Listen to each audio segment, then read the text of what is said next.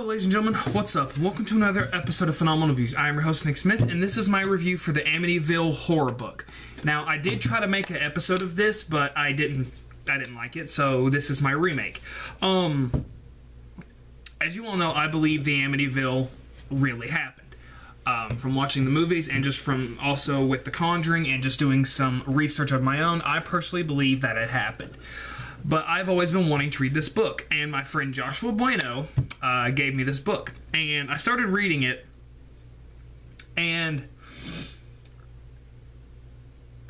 there were some things about the book that I personally didn't like, but that doesn't mean that it's a bad book. There's just sometimes this drags too much, or maybe I just didn't have enough time and I just wanted to get through it. But I did like this book for what things. But the book starts out talking about how Ronnie DeFeo came home and how he killed his family, and he's arrested. We are then brought to George and Kathy Lutz with their kids, Danny, his brother, and their sister Missy, and how they come across the Amityville house, and they talk about how George is a contractor, and pretty much how the mother falls in love with the house, or how Kathy falls in love with the house, and so they buy it. And it's not so, it's very soon that as soon as they buy the house, a lot of things happen. And they do this book is scary, but it's not as scary as I was hoping it to be. But I guess that's my own fault. What happens in this book? Well, they do the chapters. See, what I was thinking, how they were going to do, I was thinking it was going to have 28 chapters. Because, you know, they moved out of the house 28 days later. And so it's 25 chapters, so that's, I mean, it's only behind by like 3 chapters, but other than that, it's a good lengthy book. Things that happen in the things that happen in this book, they talk about how the book talks about how the house has so many cold spots, and no matter what happens, George becomes obsessed with trying to keep the house warm. It affects him so much to where he barely goes to work. He doesn't really shave or shower that much. He's just stuck in the house, and this is the effect that the house has on him. The house has a lot of effects on different people of the family and other characters. For example, when the priest comes to bless the house, he comes in the house, and then the whole get out thing, the whole screaming of get out, after that, he gets ill. He gets physically and mentally ill.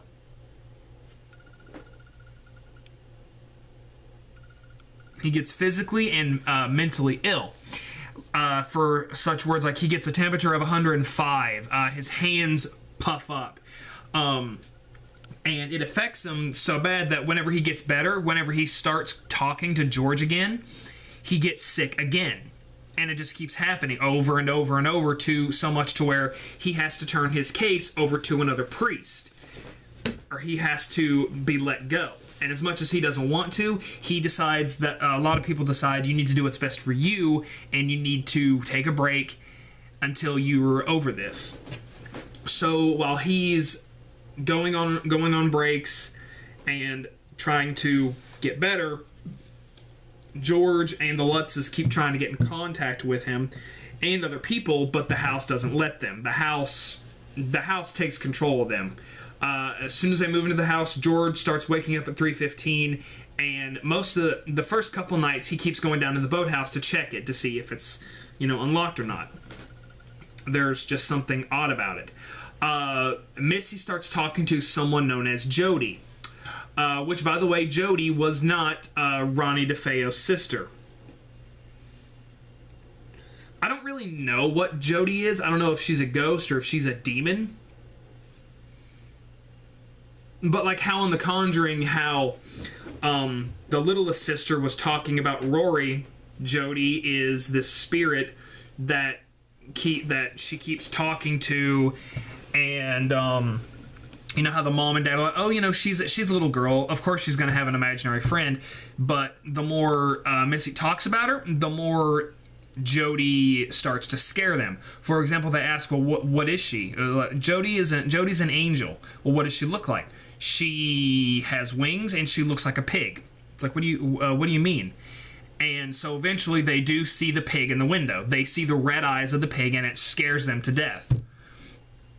Now, another thing that happens in this book, it's not that they can't leave the house, it's that when they move into Amityville, the weather is so bad. And this movie takes place, or this book, sorry, not the movie, this book takes place around Christmas and afterwards, and there's a lot of snow that keeps him confined to the house. Also, Kathy is always trying to tell George, is like, you know, we need to leave, but George sometimes snaps and goes like, we're not leaving, we are not going anywhere, our money is invested in this place, we can't leave.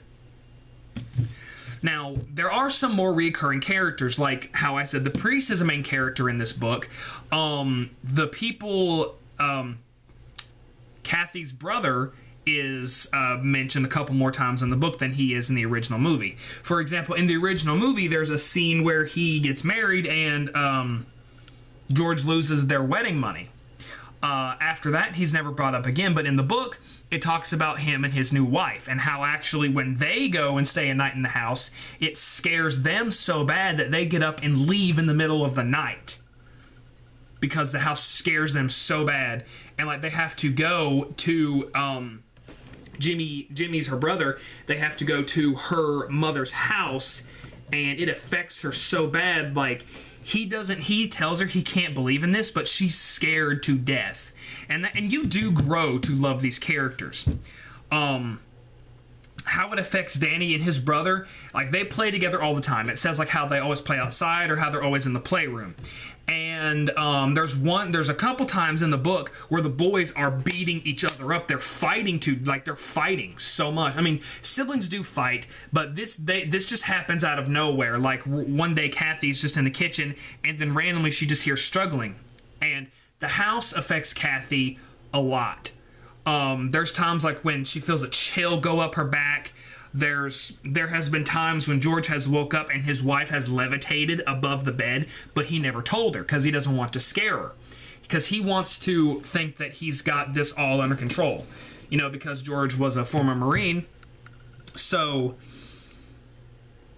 this book does have some good things. Now, one thing I did like about this book, and let me see if I can find it, like with Abraham Lincoln Vampire Hunter and how they had pictures, this book comes with pictures of its own.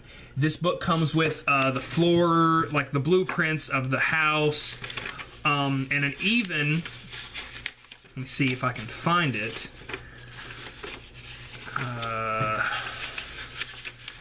See if it's in here. Bear with me. Just bear with me. Here we go. It comes with that. And that is a picture that Missy drew of Jody because one night, or one day, because George is always doing so much work on the house, like keeping the fire lit so they can keep the house warm, he walked outside one day. And he noticed that there was these weird footprints that did not look like any other animal. And so Missy drew a picture of Jody. And George was like, oh, okay, well, what's that stuff around Jody? And she's like, that's when Jody ran through the snow. And it shows that this thing has always been doing this. Now, there was another thing in the book that they never addressed about in the movie, but apparently there was this white hooded demon figure in the house that George had seen, I think, twice or something. And the boys have even seen it. And when they leave the house and they start talking with Ed and Lorraine Warren, they're in the book, but they're not mentioned until the end. They start asking them questions, but the boys don't even want to talk because they're so scared of the figure they've seen. And now it says that Missy, I don't know how old she is, but it said after the events when she got older, and it said like nothing in the house bothered her. She just adapted. She was too little to understand what was going on. She was never really scared. I mean, she was scared, but it wasn't. It's because she's so innocent and because she's so young, she doesn't really understand what's going on. but when she would always talk about Jody, she would always be happy. But now it says in the book that if anyone asks about her, she gets scared and she will not talk about it. So that just shows the effect that the house had. Now this house becomes a character itself. Like in the movie, how the house becomes this evil, maniacal force that George actually tries to take out himself. For example, there is a part in this book where he goes to the library and he looks up demons, and he basically starts calling out demons' names. I was like, you idiot, you idiot, you idiot, you idiot, you idiot. And this is after the priest has recommended them to leave the house, but they couldn't. So they were going to get a bunch of people to do an investigation. He called the people. He's like, do you know these demons' names? He's like, yes, they're very horrible things. He's like, well, I got this book, and I started yelling out their names. And the priest is like, I'm sorry, what? Why did you do that? Never do this again. Never, ever do anything like this again. Because the more they tried to stop it, the worse things got. For example, when George, apparently both George and Kathy they were religious, but they weren't doing biblical prayers. They were doing some kind of chanting. It wasn't, as far as I know, it wasn't demonic chanting, but they never talk about it, really. It's something that they practiced. When George and Kathy try to bless the house, it just made things worse. George would wake up whenever George would wake up at 3:15, he would hear an orchestra band playing down in the basement. He would always hear it every night because he would wake up at 3:15, and 3:15 is when when Ronnie DeFeo murdered his family. So that's why he would always wake up at 3:15. There's a lot of stuff that happened in the movie that are in this book, like the black toilets and the ooze on the wall and stuff like that.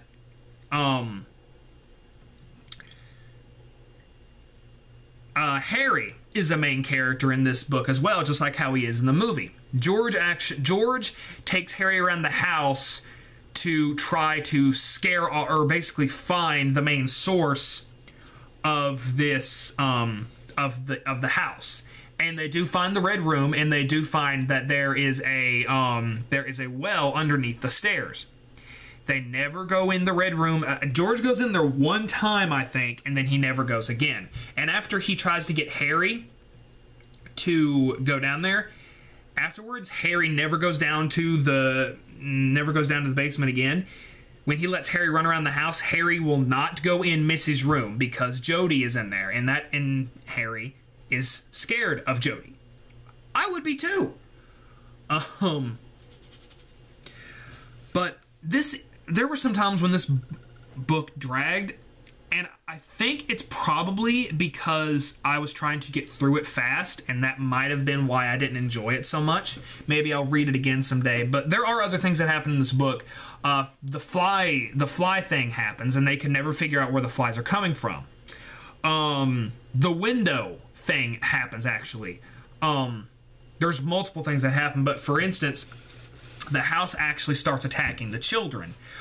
For example, one night they're all sleeping and George closed the windows, and this is by the way, this is when it's snowing and all this other stuff. And he goes in their room and he notices he wakes up and he notices their windows are open. And he's freezing. He closes the window and locks it. And then he's like, oh crap, the children. He runs. Missy is chilling to death. Or she's not chilling to death, but she's colder than her normal body needs to be. And he goes to the boys' room, same thing. Closes their windows and actually takes all three of the children into bed. And they actually had to give the children body heat. You know, it wasn't the fact like, you know, they were just cold. They had to put the covers over them. No, they actually, I think it said that both George and Kathy were shirtless. I don't know. I didn't read too much into that.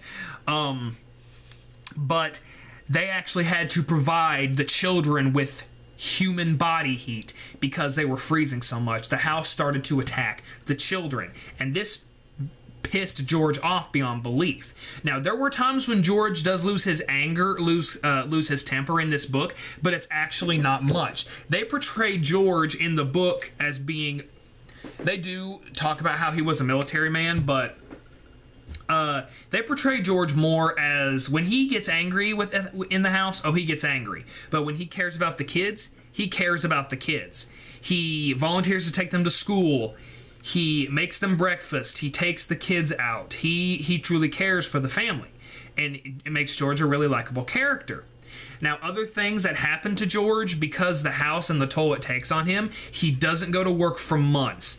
They can't really pay anything. And even the house has such a negative effect. If you all remember from the movie, I think it was Kathy's aunt who came by the house.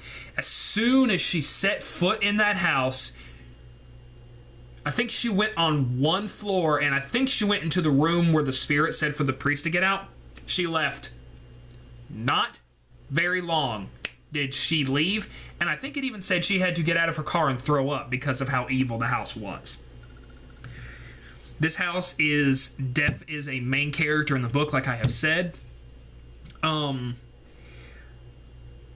you know, the ending is actually different, and I thought this was a pretty good ending. The kids are finally able to go to school. Kathy has a mental breakdown, like what the house does to her in the book. She doesn't have a mental breakdown, but it makes her very breakable. And so one night, the morning when George took the boys to school and on his way home to pick them up, she said, she's like, "What do you and Jody talk about?" And one thing that I thought was interesting, most of the time whenever little kids, whenever they have shown that little kids are talking to spirits, they're like, what do you guys talk about? Oh, they said never to talk about that. I'm not supposed to talk about that. You know, stuff like that. And so with this, she's like, Jody talked about how we're gonna stay, how I'm gonna stay in this house forever, how I'm gonna stay here and we're gonna play forever. That's the final straw for Kathy. George wasn't even home. When George is on his way, he calls Kathy. She's like, don't even undress. Just get here. We're leaving. And he's like, whoa, why? What happened? And then she tells him, and he's like, okay. As soon as he gets there, they actually are able to leave. Now, there were times when they tried to leave, the house wouldn't let them. Like, for example, there was one night when they tried to leave, and like the beds were above the ground and all this other stuff. They tried to leave, the house wouldn't let them. No matter how many times they turned the key in the car, it wouldn't happen. The mother even was worried about the house when she was there because Kathy was has these scratches on her, and they don't hurt as long as you don't touch them, but they felt like pure heat. And so she was crying and everything, and so the mom's like, I want you and my daughter and my grandchildren out of this house now. And he's like, we don't have anywhere to go. But then he finally, he's like, okay, here's what we'll do. We'll wait till she gets a lot of rest, and then we'll leave. And when they tried, the house wouldn't let them. But they eventually did leave, and they go to Kathy's mom's house. But now something that was very interesting that I read, when they go back to the house, they both have dreams where they are levitating above the bed, but it wasn't a dream. One floated above, the other woke up, one fell, the other went back up. And when they tried to leave, they noticed there was this evil snake spirit on the steps, and it said whatever was in that house followed them. Now they do explain this because Lorraine Warren said it feels like the spirits can leave, but they just decide to stay here. It's like a resting place. But overall, this book does have some good things about it. Put in the comments below if you have read this book, what did you think about it? I personally, it's not my favorite. It's not what I was wanting it to be. I'm gonna give it an 8 out of 10. You know, it's got good story development, it's got good character development, it's got good scares. There's just time where it drags. But hit that like button, share your friends, share it to your enemies. I don't know, do something. Guys, this has been another episode of Phenomenal Views. Hope you have a good day.